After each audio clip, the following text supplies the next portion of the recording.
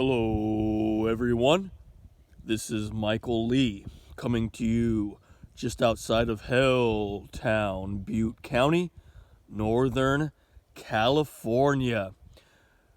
Back working on the old 75-acre sheep ranch. I'll do a full tour.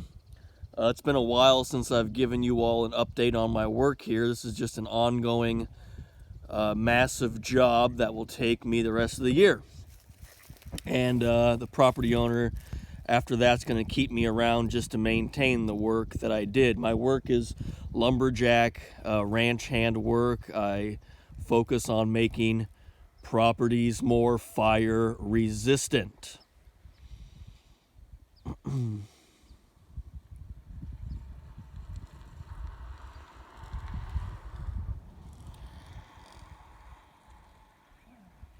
So let's go ahead and start the tour now.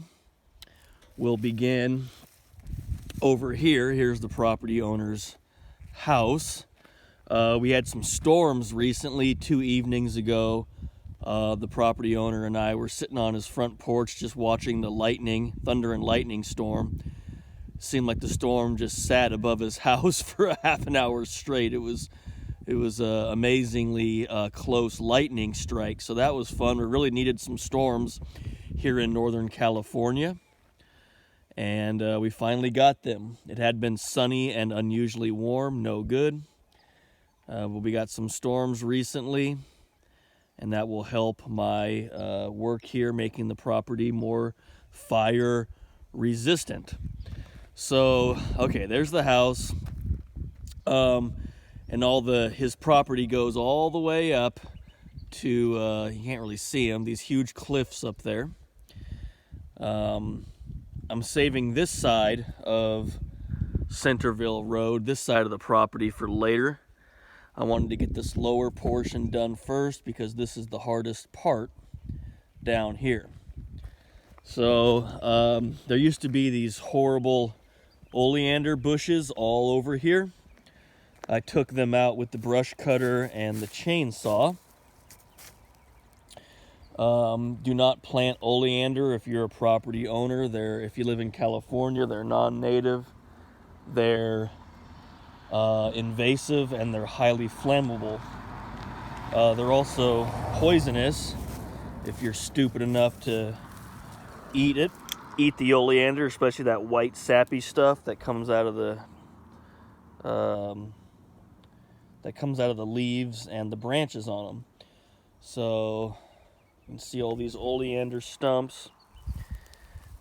Oleander's flammable. Don't plant that stuff. It's horrible.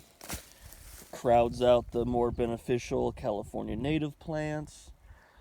Let's go over here.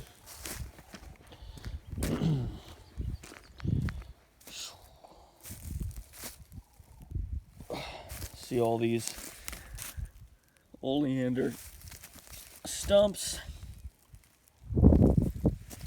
Took them all out. Looking good. Once again, there's metal everywhere on this property. Gotta always watch out for the metal. And let's see.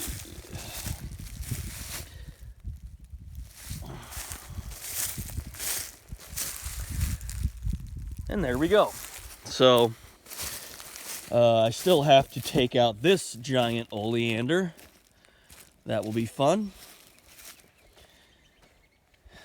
There's a couple streams that run through here, so I still have to do all of this, right? Still have to do the back portion of the property, going all the way up to those cliffs up there. So it's kind of like an infinite supply of work. Maybe it will take me more than a year. Maybe I was being optimistic, saying it would just take me the rest of the year. Maybe the rest of my life. Here's some of the bigger logs I've been putting up here for axe splitting. And then here's the stuff that's ready to go into the property owner's wood burning stove. This is great wood, old orchard trees, blue oak, black oak, valley oak, red willow, foothill pine, and eucalyptus are all in here. So it's kind of a potpourri of firewood. Okay, I don't want to walk up that portion of the property yet because I haven't worked it. Let's go back down. Let's go back down to the other side, the lower portion of the property. Let's walk across the road. Pretty quiet up here for a Sunday. Sometimes there's people hiking around here and riding their bikes, and it can get pretty crazy up here on a Sunday, but it's pretty quiet today. All right, so let's start here at the Black Walnut area. So if you remember in my, watch my older videos, watch my tours when I first started working this property.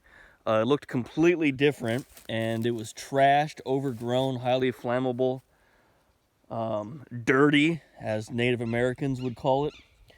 So I took out this dead black walnut, California black walnut, that was burnt by the campfire. And that was quite the endeavor. This is going to be good firewood. I still have to bring it all up to the house.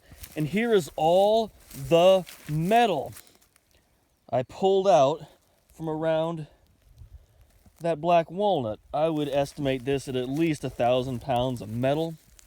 God, it took me a couple days to remove all this metal. I'm not sure if there used to be some old mining or logging done on this property, but this is industrial stuff. A rancher wouldn't have all these valves and pipes, and these things look like they were almost like metal, I don't know, maybe metal that would hold a logging or mining flume together. See that? So you can, God, there's still some barbed wire down here. So you can see these wedges here. See how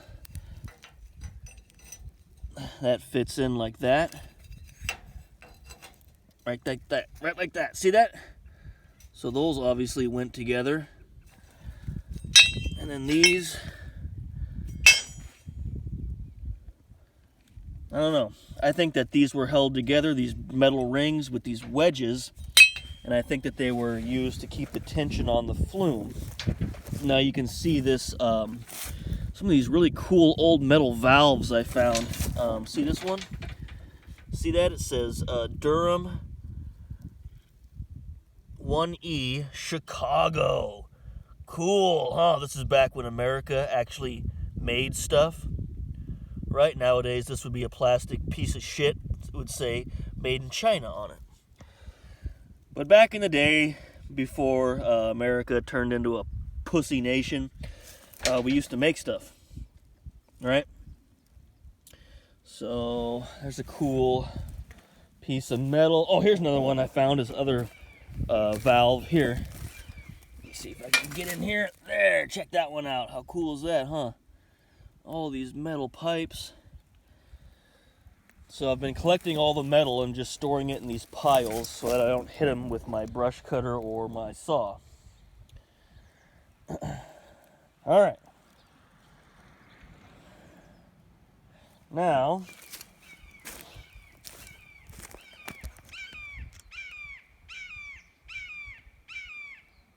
quiz, what kind of bird is that?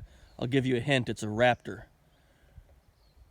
You don't know? Red shoulder hawk. Here's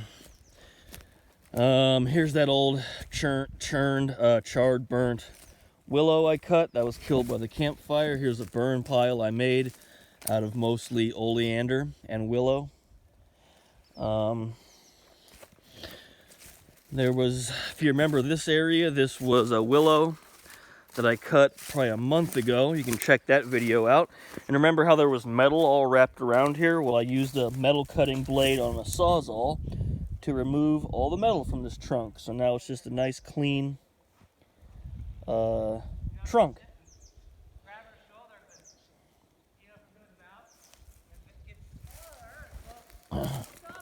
And right there. There we go. Now, let's go over to the other metal pile.